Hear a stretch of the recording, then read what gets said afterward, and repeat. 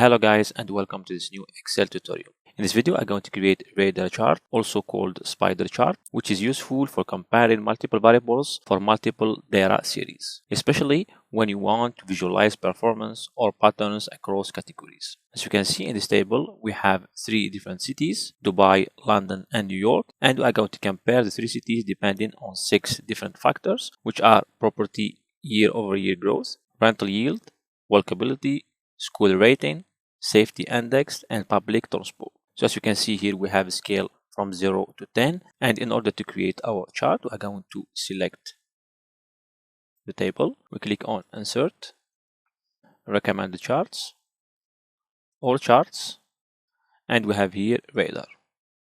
So we have different types. Okay, so if you want field radar or just radar chart. So I'm going to select the following, press on OK. So remove this one. And here we can modify our chart. For example, we can delete the title. We can modify the text. For example, put it black, bold. Same thing for the different factors. We can do the same thing, black, bold. And also on the different numbers. So as you can see, when we compare the three cities, we can see that Dubai leads in property growth and rental yield, which are great for investors.